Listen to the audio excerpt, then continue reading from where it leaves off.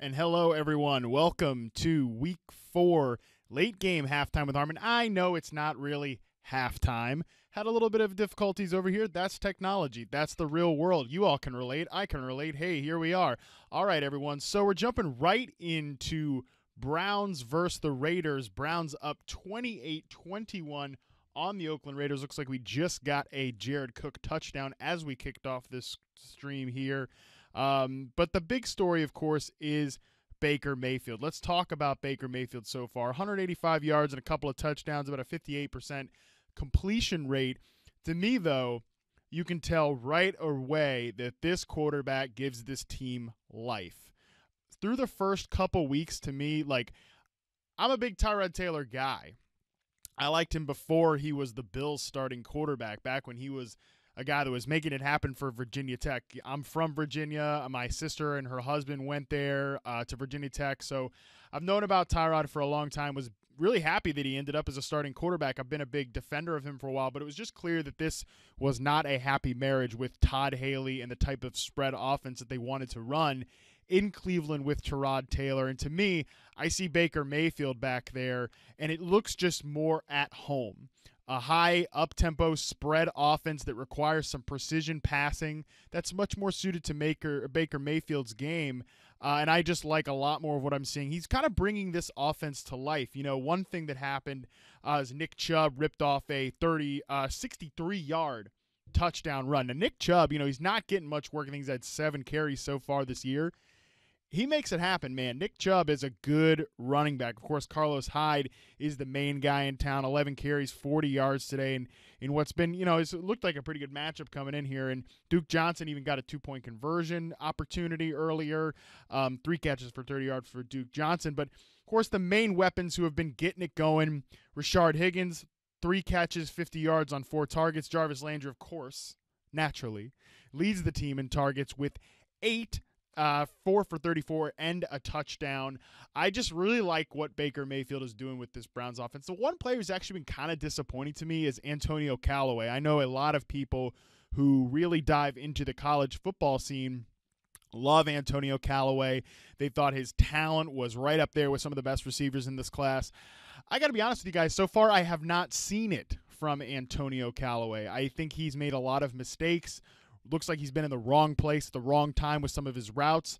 Some drops so far, just some missed opportunities left on the field for Antonio Callaway. Today he has 3 targets, just 1 catch for -6 yards. That's right, -6 yards. So far, Antonio Callaway really hasn't been making do on the opportunities, and David Njoku just hasn't been getting the opportunities, man. 2 targets, 2 catches, 28 yards for him in this Browns offense today. I don't know. It's not looking so great for David Njoku. I picked him up as a streamer this week. Not really working out here against this Raiders offense. And we'll get back to the Raiders here in a second, but I want to take some questions from the chat. If you're watching on Periscope on Twitter, if you're watching on Facebook, if you're watching on Twitch or YouTube, please subscribe to the channels, but also jump into the chat room. We had one earlier about Alex Collins or Royce Freeman for the Monday to Sunday night games. I like Alex Collins a lot more in this spot. It just doesn't set up as a good script for Royce Freeman to me. He's an early down banger. I think the Chiefs are obviously going to jump out to a big lead because it's the Chiefs. They always do that. And I think that this defense in Denver can be taken advantage of in the air. And I think Patrick Mahomes will be able to take advantage of those opportunities, which leaves Denver in a trailing script, which is not good for a 2-down banger for Royce Freeman, who really hasn't had like a dominant share of the carry so far. They still want to get Booker involved for whatever reason. And, of course, Philip Lindsay is back this week after getting suspended during his Week 3 game against the Baltimore Ravens. So I like Alex Collins in this spot here. He's been getting vultured by Buck Allen. That's going to happen. But Collins still should push for 15 touches in a game that's actually projected with a 51-point over-under. So I think you need to get all your Ravens in there. John Brown, of course. Michael Crabtree's an option here. This Steelers defense just kind of sucks. A couple other questions from the chat that we've gotten so far. Who should be my top 2 running backs going forward? LaShawn McCoy, it's Freeman. Remember, it says Freeman, but you got to specify who your Freemans are. It might be Devonta, it might be Royce. I'm going to assume Royce in this spot. Philip Lindsay, Matt Breida, Aaron Jones, or Mark Ingram. That's a lot of names there. And what I would say is that you're probably not locking two of those guys into your starting spot every single week. You're probably playing it by matchup. You're playing it by game script. But you've got a lot of intriguing options there. Matt Breida still looks good today. I mean, shocked the Los Angeles Chargers are letting the San Francisco 49ers hang around. Of course, we just did see a turnover there from the Los Angeles Chargers defense. But the 49ers offense has still mostly stayed on schedule. Unfortunately, they are suffering some injuries right now. Marquise Goodwin left the game with injury. Dante Pettis left the game with injury. That is not a good sign for a team that is consistently been losing players so far. I want to talk about Corey Davis. We got a question about him in the chat from Periscope, and let's actually hop over to the box score on that Titans win over the Philadelphia Eagles. Tennessee Titans, man, I got to tell you, I loved what I saw from Mike Vrabel going for it in field goal range on 4th down in overtime, not playing for the tie, going for the throat.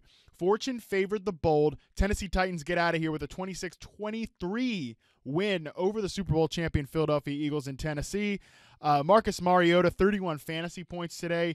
He was slinging it. And who was he slinging it to? One Corey Davis, who's really had the volume all along. The air yards. If you're not paying attention to air yards, shout out to Josh Hermsmeyer of 4 for 4. You're not doing yourself a service as a fantasy player. Corey Davis, 9 catches, 161 yards, and a touchdown off 15 targets. That volume has been there for Corey Davis. And if Marcus Mariota is finally starting to literally get healthy and get into rhythm, Corey Davis could be a monster breakout player. So I do not think he's a sell high to Brew_10, whatever your name is, in the chat room. I think you keep Corey Davis because he has wide receiver 1, wide receiver 2, high-end wide receiver 2 potential down the stretch, especially this Titans offense. Just love what I'm seeing from them when they're all healthy. Another player I want to shout out too, Taywan Taylor drew the start opposite Corey Davis, got 9 targets, 7 catches for 77 yards. That guy's a playmaker. Keep him on the field, Titans. Get out of here with these goofballs like Tajay Sharp and Darius Jennings. Big drop from Darius Jennings late in the game. I want to see more Taywan Taylor. Let's make that happen, Tennessee. You're doing me good so far. Got a couple questions about Calvin Ridley from the chat room. One, would you trade Melvin Gordon for Saquon Barkley and Calvin Ridley? I think that's a reasonable trade. Of course, the Giants offense we're seeing stall right now against that woebegone Saints defense, but I still think Saquon Barkley's in a good spot to continue to get high-end touches. That's actually a really good question. I think I'd probably stick with Melvin Gordon because he's getting so much work as a receiver in addition to what he's doing on the ground. And Gordon looks good this year. I think he looks better than he's ever looked at the NFL level, to be honest with you, especially because they're getting him out in space so much as a wide receiver. That's giving him a lot of space to run through, and I think he's just a much more confident player when he's out in space like that, much like he was in Wisconsin when he put up big-time numbers as a collegiate athlete. I think I'd actually stick with Gordon there, but we did get a question about Calvin Ridley. Is he an every week start right now? And I think he is. Julio Jones, 0 touchdowns so far. I mean, he's on pace for 1,800 yards, and nobody wants to talk about it because he hasn't found the end zone yet. But you know who keeps finding the end zone is one Calvin Ridley. After 3 touchdowns last week, he scores another 2 today. The guy is just absolutely on fire, and he's legit. I mean, he's an unbelievable route runner. I chart a series called Reception Perception where I go in and chart every single route that a receiver runs over a sample of games. I chart how often they get open against man and zone coverage. Ridley was a 71% success rate versus man coverage, but where he was really deadly was a 91.1% success rate versus zone coverage. That's actually the best I've ever charted out of a college prospect before, was Ridley's final season at Alabama, and you're seeing it at the NFL level. I mean, he's been dominant against secondary coverage with Julio Jones drawing the top defender, and I think you're going to continue to see that. Ridley just separating, throwing up big numbers in this Falcons offense. And the Falcons right now, really interesting, they've actually scored over 30 points over the last 3 games, but they've allowed 34.7 points on defense. And I think you're just going to continue to want to roll these Falcons out there because this defense is just so bad. They can't stop anybody. With 2 safeties on IR, with Deion Jones out for a long stretch. I mean, they were losing some defenders here and there today as well. This is just an awful, awful banged-up Falcons defense, and this offense is going to have to continue to push it through the air. 300 yards for Matt Ryan today, 400 yards last week with 5 touchdowns, of course, against the Saints, and it just doesn't matter because their defense can't keep up with anybody. If you're betting on games, keep betting the over on the Falcons games. I know I did that today, and it worked out well. And I think you're just going to continue to play players not only that are going against Atlanta, but also those Atlanta Falcons players, and that is Calvin Ridley included. Comment from the chat. Kevin from Facebook says Fournette can jump into the Atlantic and become shark food. Yeah, I think fantasy owners are pretty upset at Leonard Fournette for the continued injury status. I mean, he's an amazing player when he's healthy, but these lower body injuries have been a theme of his since dating back to college. He was a guy that suffered through some toe injuries here and there, a lot of lower body injuries for Leonard Fournette. And not to mention, too, like, this is sort of I don't know if I want to call it a conspiracy theory, but it's a lot of things that people are floating around out there right now, is that the Jags actually come out of their shell a little bit when Leonard Fournette's not back there, and he doesn't, make them so conservative. They play a little bit more aggressive when Leonard Fournette is not out there. I think there might be some truth to that, but we're hoping that he doesn't jump into the Atlantic and get eaten by sharks. We don't wish that upon anybody here on Halftime with Harmon, presented by Yahoo Sports. Another question from the chat coming from Reclaimer. What an epic username there. From Twitter, he asks, Kerryon Johnson looks great. Is he the featured guy going forward? I mean, you and I would love that to be true, Reclaimer. He put the hurt on the Dallas Cowboys defense in the red zone on his touchdown run. He drew the start today, ripped off a 32-yard run to start the game, but the problem is he still only got 10 touches.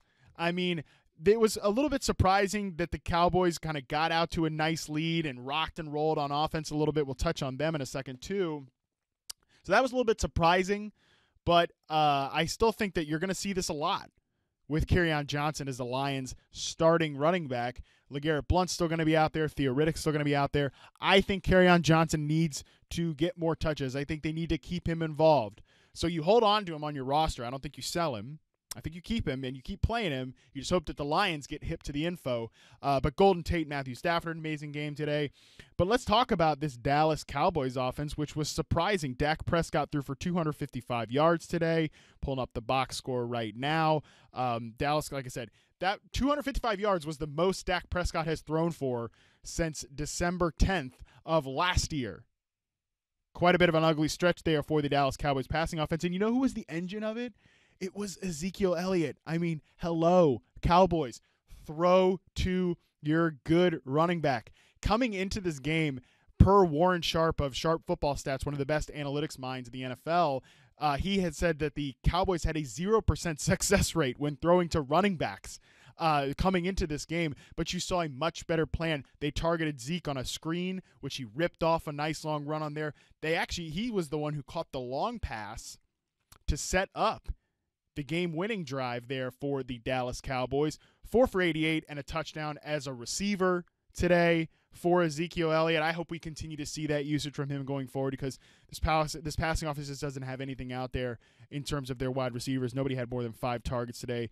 Allen Hurns, Jeff Swaim, Michael Gallup, Cole Beasley, all 5 targets today. Nobody's really funneling the offense. Before we touch on a few of the games that are going on right now and then we jump out of here, great question from Grim from Twitter.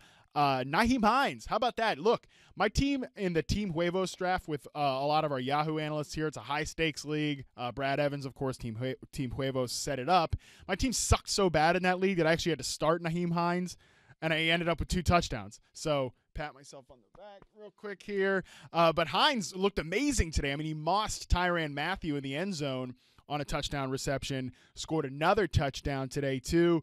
I think that this Colts offense looked a lot better. I know Frank Reich is getting a lot of heat on Twitter, but again, I like that he went for the throat there in overtime. Don't play for the tie. Get out of here with that crap. So Bill O'Brien got, bailed out a little bit there, but nevertheless, this Colts offense looked a little bit better. I mean, Andrew Luck, arm actually looked kind of nice. In this game today. So I think the Colts offense, if it continues to improve, Nyheim Hines as a running back, I want to own, because he's got pass catching upside, man. And if you've got receiving chops in an offense like this, you should be good for a flex play every single week. Now, let's just touch on some of the games that are going on right now before we jump out of here, remember, if you have questions, hit me in the chat room, and we'll try to get them before we jump off. And, of course, if I don't get to your question on here, you can always ask me on Twitter at @MattHarmon_BYB. Use the hashtag #HalftimeWithHarmon, and we will answer them there. So I do want to touch on the Giants and Saints game that's going on right now. I will jump into that box score here real quick. Saints are up 19-10 over the Giants. Giants offense has been sluggish. Saquon Barkley, he's got just 7 carries for 49 yards, really not able to establish much possession-wise. I mean, there's a little stretch there where, the Giants were throwing to Wayne Gallman. What the hell is that? What is Wayne Gallman doing out there catching passes? I mean, Wayne Gallman's a fine little running back, but weird. Targets are kind of getting funneled everywhere for the Saints. This looks like a vintage Saints performance where nobody's really absorbing a massive amount of targets. Michael Thomas, 2 targets only through this game, 2 catches for 27 yards. Alvin Kamara, of course, leads the way with 5 targets. These games are going to happen with the Saints, but over on the Giants side, really interesting. Sterling Shepard, of course, tied with Odell Beckham for the team lead in 8 targets, and Shepard actually has 8 catches, caught all of them, 57 yards, and a touch there. And we actually got a question from somebody in the chat asking Sterling Shepard or Doug Baldwin rest of season. Look, I know my Seahawks fans out there aren't going to like to hear this, but I think it might be Sterling Shepard because, what is the deal with Doug Baldwin? What are we going to see him fully healthy? I mean, Tyler Lockett's really looking good again today. He's making a couple plays out there. This is a good development. A good development, of course, for the Seattle Seahawks offense to see Tyler Lockett out there making plays, but they signed him to an extension. But I really do think I don't want to put that bad juju out in the air, but it might just be a lost season a little bit for Doug Baldwin. I mean, he said as much during training camp that he might not ever be 100% during this season. So for that reason, I think it might be Sterling Shepard, especially if Evan Ingram is going to miss a lot of time here. Then we could really see Sterling Shepard take a lot of targets there. Best tight end in a deep league. I mean, I don't know, man. Tight end sucks. It sucks worse than ever. But maybe take a shot on some of these Bengals tight ends. Tyler Kroft is a guy who did actually have some streamer value, and right now the Bengals offense is cooking with gas, man. So maybe if you need to grab a tight end, you go after somebody like a Tyler Kroft there with Tyler Eifert probably out for the season after that injury today. I mean, yeah, don't man me about Tyler Kroft. Tight end sucks. Who are you picking up? You tell me. Everybody's picked up that's any good. Got a question about Derrick Henry from the chat. Why is Derrick Henry not doing anything productive with the most amount of touches that he's getting? I mean, Dion Lewis looks way better than Derrick Henry. This offense hasn't really been able to get early leads and control them with, their quarterback healthy. Maybe now that Mariota's healthy, they might have some more touchdown shots, but that's a little bit of a desperation play. I think Dion Lewis, he's going to be a guy who caught 9 passes today. You're going to want to keep playing Dion Lewis as long as the Titans offense is cooking, but Derrick Henry's kind of in a wait-and-see moment. Maybe if the offense starts to get good, you start to play him once they get into some of those advantageous situations, but for right now, I don't think you can really rely on Derrick Henry as a fantasy starter. Josh Gordon value after Julian Edelman returns, that again from the chat on Twitter. I mean, I don't know, man. Josh Gordon, he looked good out there today. Made some nice plays for the New England offense. I think his value is not necessarily tied to Julian Edelman being out there. His value is just tied to him getting going in the system. And the Patriots offense certainly found itself today. And I think we continue to see more of that going forward. The Patriots, of course, we know. People are saying that the reports of their demise were greatly exaggerated. Give me a break. We do this every single freaking year with New England. They have a slow start, and then we freak out. I'm not freaking out about the Patriots. I'm not freaking out about Tom Brady. They're going to do what they're going to do. Lastly, let's just touch on one other development that I do think is encouraging for fantasy before we jump out of here, and that is, of course, David Johnson. I mean, David Johnson looking good out there, getting some outside runs. Thank you, Mike McCoy and Steve Wilkes. I mean, actually, I want to jump over and just throw up a tweet from the Yahoo Fantasy handle before we talk about this game. Literally, this is what this game looked like to me. An offensive coordinator fight between Mike McCoy and Brian Schottenheimer, just 2 little T-Rexes with their arms like that, fighting. Gross. Anyways, back to this game. Seattle 17 over the Arizona Cardinals 10 points, but David Johnson looking good, 15 carries, 64 yards, and a touchdown. And, of course, he's getting a little bit of, he's got it one target, lost a fumble. But, I'm still feeling a little bit better because I think Josh Rosen, looks good out there. He's kind of in the eye of the storm in his first start here against a defense that's definitely not as good as it used to be. But still, has some decent pass rushers like Frank Clark is still a real good player. Bobby Wagner in the front seven. And Mike Davis. Shout out to Mike Davis. 18 carries, 81 yards, and 2 touchdowns for the Seattle Seahawks today. Who saw that one coming? Certainly not me. So that is going to be it for the late game Week 4 stream of Halftime with Harmon. Remember, if I didn't get to your question in the chat, like I see one about John Brown or Philip Lindsay, give me a break. It's a Harmon show. The answer is John Brown. But if it's one that's not that kind of layup question, hit me on Twitter at @MattHarmon_BYB. Use the hashtag Halftime with Harmon, and we will talk about your questions there afterwards. Remember, you can follow this show by getting hooked up with the Yahoo Fantasy Twitter at Yahoo Fantasy. You'll get a notification that it's going live. Same with Facebook, Yahoo Sports Fantasy on Facebook. You can also subscribe to the Yahoo Sports YouTube page so you know when we're going live. And you can see all the other great content that we've got up there, like the Mostly Football Show. Shout out to Martellus Bennett and Liz Loza and the crew there. Definitely make sure you're watching that. And everything else that Yahoo Sports has going on YouTube. And, of course, Twitch. Halftime with Harmon on Twitch. Subscribe there. We're really trying to grow that platform. And it's all because of you guys. So continue to tune in, and good luck the rest of Week 4.